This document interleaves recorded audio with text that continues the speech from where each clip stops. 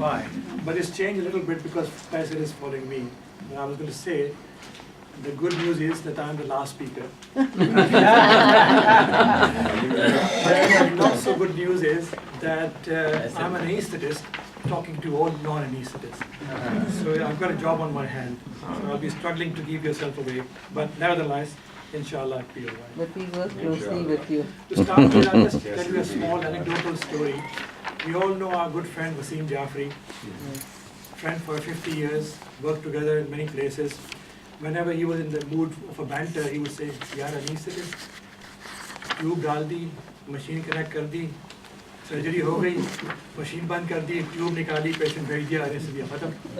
So the purpose of this talk was to tell us that we are somehow related to all other medical faculties.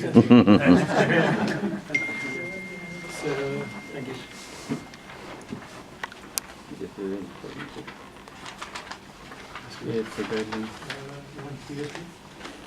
So, the purpose of the pre-anesthetic evaluation, which happens a few weeks before the surgery, I work in a DGH here, and run-of-the-mill surgery, general, bariatric, orthopedic, trauma, nephrology, urology, and that sort of surgery done.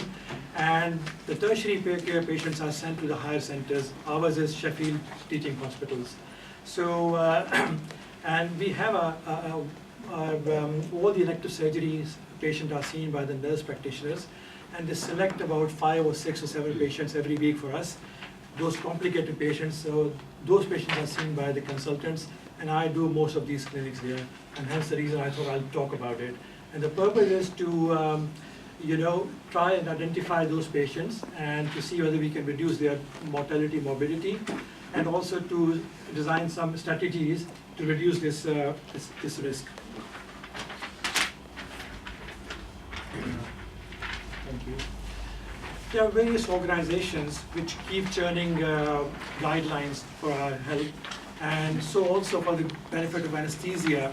So topmost is the American Society of Anesthesiology, then the European Society of Anesthesiology, then our own local here is Association of Great Britain and Association of Anesthetists of Great Britain and Ireland, and then some sister organizations whose guidelines are endorsed by all these anesthesia associations as well. And lastly, but not all, the Department of Health created about 20 years ago a department called NICE. They keep issuing guidances to all the medical facilities. Now, we do get our undergraduate medical students with me sometime, and I tell them the first thing is that this is a common sense clinic, and which means that I'm just going to see whether the patients who are coming to me are they optimized roughly or not, and are they good enough for the surgery they're going to face. If not, then I'll do something about it. What do? I either refer them back to their GPs, or refer them back to, if there's urgency, to any of my consultant colleagues to see whether they can get them right and optimize before the surgery. And also, it is a common sense again here that should be done with sufficient time. We do not live in an ideal world, so very often it happens that the patients are coming to me and I'm told, oh, they are 3 days later they will be operated. So those things are happening everywhere, but ideally they should be seen well before. Thank you. Now, if there is anything that you can take away from my talk today, I've distributed a handout, which is the ASA physical status group, actually. Since I started anesthesia in 1979, we have been talking about ASA classifications, and which is, roughly, I'll just tell you quickly, ASA1, normal healthy person, ASA2, mild systemic disease, ASA3, more than a mild systemic disease, ASA4, a disease severe enough to become a threat to life, ASA5 is a moribund patient whose surgery has got to be done to save his life, and they added some 20 years ago ASA6, these are the brain dead patients on the ventilator waiting for their organs to be retrieved before they are dead. Anyhow, the problem with the ASA classification was that no two anesthetists will agree. I would say, well, this is a ASA2 patient. My colleague will come and say ASA3 patient. So the ASA looked at it, the whole thing, in 2014, and this is the guidance from 2014, where they have not changed the definitions, But what they've done is they've given some examples in front of it. So this is helping to reduce the difference of opinion between the anesthetists in classifying the patient. Thank you. Now, there are loads of conditions that we need to look at before we say that this patient is okay for surgery. And obviously, if I start talking about this thing, I'll be here for an hour. I'm going to only talk about cardiovascular disease, knowing fully well that I've got some very eminent cardiologists in my audience, and I don't want to speak, open my small mouth too big before they put bouncers on me. But I hope they're all friends. So they won't bowl me out completely. So we'll talk about the cardiovascular disease only. Okay. Now, the European Society of Cardiology in 2014, they issued some guidance. And what they did was, they described a stepwise approach for preoperative cardiac risk assessment. I won't go into the rest of it. So my talk is basically based on this guidance of 2014. And in fact, they're a very good society. I downloaded their slides without any cost as well. So next slide, please. Avgar was just telling us about these level of evidence and all this thing. Now, ESC they've given these kind of recommendations. Obviously, the best recommendation is class 1, where they talk about is recommended or indicated based on the best possible evidence. Class 2, little less than that, and divided in 2A and 2B. In 2A, they say this kind of a intervention or drug or investigation should be considered, and 2B means may be considered. And the class 3 means that whatever thing that we are thinking about, that might even be not very good for the patient, not recommended. Next, please. So these are the level of evidence that Waqar was talking about. The best evidence is this one, second best is this one, and the third best is evidence C. And in evidence C, sometimes if the studies are not available, this is only based on consensus of opinion of the experts. Thank you. Now, this is the stepwise approach which was suggested by the European Society of Cardiology. Next, please. We look at what is a surgery. If it is urgent surgery, then obviously there is no time to waste for this patient. We just need to do our best to get this patient ready for the surgery. So do whatever you like, get some help, ask a colleague, ask a senior, junior, whatever, book an ITU bed, and then take this patient for surgery and get going. If it is not an urgent surgery, then you go to step 2. And what is step 2? Next. Is that you look at whether this patient has got any active or unstable cardiac conditions. And those are unstable angina, acute heart failure, significant arrhythmias, significant valvular disease, or recent MI and continuing myocardial ischemia. I don't have time to go through in detail, so I will leave that there and we can discuss sometime others. So if there are some of these conditions, obviously this patient is not ready for surgery.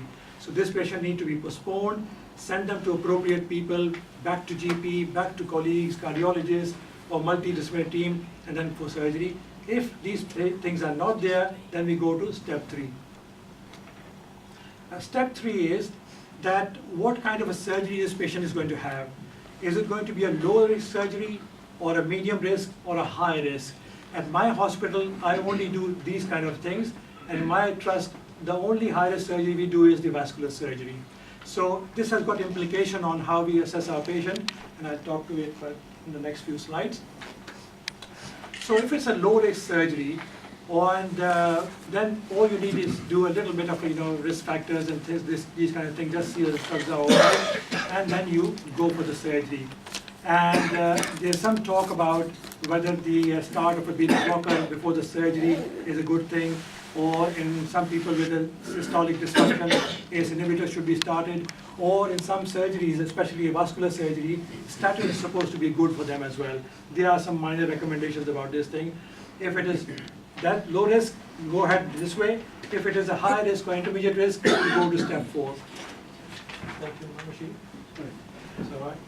Now, what step 4 is to determine the functional capacity of the patient. Now, we don't have facilities of cardiopulmonary exercise testing. It's only in teaching hospitals here. But otherwise, we do a bit of a clinical judgment of how fit these people are.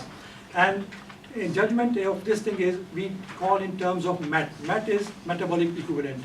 It has been shown that the functional capacity of the person to do some daily ordinary activities, it correlates well with the treadmill testing. What we do is oxygen carrying oxygen thing as well. So if you can go down this order, you'll see it goes on increasing. If somebody can just about look after themselves, 1 MET, and this is how you keep on going. The important MET is here 4 MET. Anything poorer than 4 MET, whose capacity is less than 4, is a poor physical capacity. 4 to 6, intermediate. 7 to 10, good physical capacity. More than 10, brilliant. All the athletes will come into that state. Next, please. Now, this is an intermediate or high risk surgery, and the patient's MET is good. Again, we do the same thing like we did for the low risk surgery. See whether they are fit to have a beta blocker starting, or ACE inhibitors needing, or statin therapy, and go ahead with surgery. If it is a poor risk patient, less than 4 METs, we go to step 5. Now, in step 5, if it is an intermediate risk surgery with a poor patient with a poor physical capacity, we need to see whether they've got any additional risk factors. And I'm going to talk about risk factors in the next slide, but in these people, we have got to have a baseline ECG. What are these risk factors? History of ischemic heart disease, history of heart failure, history of CVA or TIA, or renal dysfunction, CKDs and whatnot, and diabetes requiring insulin therapy. You realize, I mean, I'm sure my cardiology friends will agree with me, these are the components of the revised cardiac risk index. And so if you see that this patient has got 1 or 2 risk factors, you can possibly think of, it's only a 2B recommendation, of doing an echo, or perhaps if there's a history of heart failure, you can do some biomarkers, the BNPs and anti-BNPs and so on and so forth. And then they are normal, go for surgery. If the risk factors are 3 or more than 3, we go to step 7. And the step 7 is to do some kind of a pre-op stress testing in these patients. And when you do, and also you need to counsel the patient very well, weigh the risk and the benefits of the surgery and all those things, and subject the patient to cardiac stress test, whether it is an exercise testing or a pharmacological thing, and then you determine what happens. If it is a no or a moderate stress-induced ischemia, he can go for surgery. If it is extensive ischemia, these patients need a very, very well thought out management, and that might include step 7B. What is this thing? The patient goes for revascularization. Whether it is a balloon angioplasty, whether I don't know whether people are doing it or not, but this is what they say, and you have to wait for 2 weeks and then take them for surgery.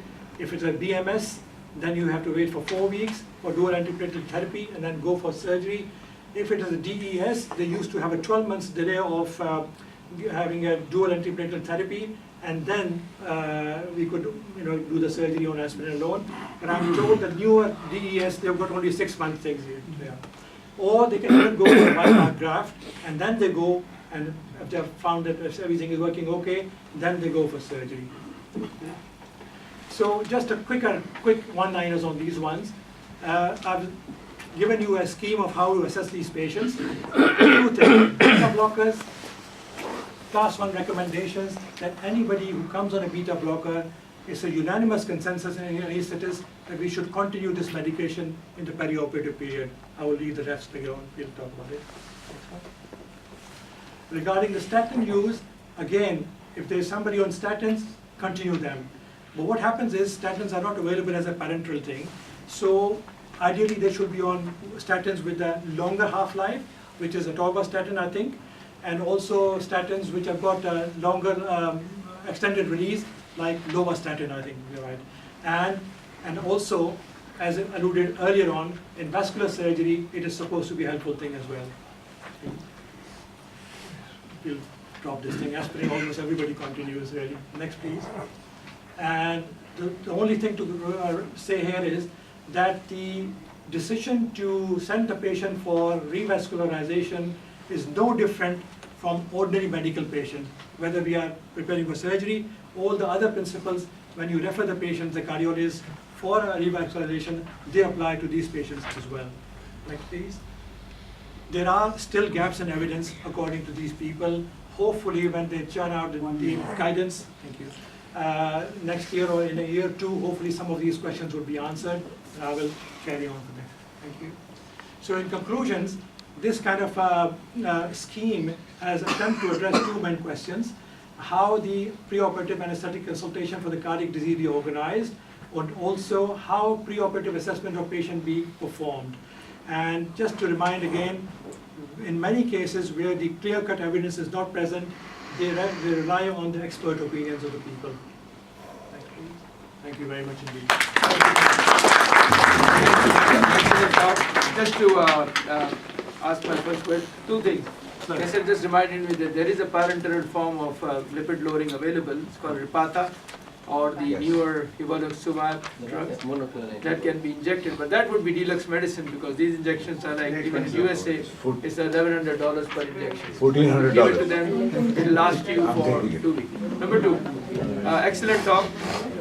The one that stresses me the most as a cardiologist, every day I get 2 or 3 requests for surgical clearance. And these things are okay, exactly, we follow that, don't do stress test on everybody, just assess them and see what they are. But the important thing is that a lot of our patients have stents, and they have drug-eluting stents, and they could have had it even a year ago. But we are the first question the surgeon always asks me is, what should I do with his Plavix? What should I do with his Brilinta? He's on strong anticoagulants, or he's on atrial fibrillation, and he's on Coumadin, or one of the newer anticoagulants. When should I stop it? So that's the thin ice that we walk on, because you're damned if you do it and you're damned if you don't. Because if you stop it too early, he gets a stroke. If you stop it too late, he gets bleed. So you have to walk a thin line and then talk to the surgeon and see the patient, etc. So that's one important thing. So, but I'll open it to questions. Anybody has any other questions about preoperative assessment before major surgery? Important topic in our country, especially because of the risk of malpractice lawsuits. If the patient dies, you're stuck. The other thing that surgeons do over there, they call it, put more hands into this thing, so that the cardiologist, the internist, the more doctors they are, the blame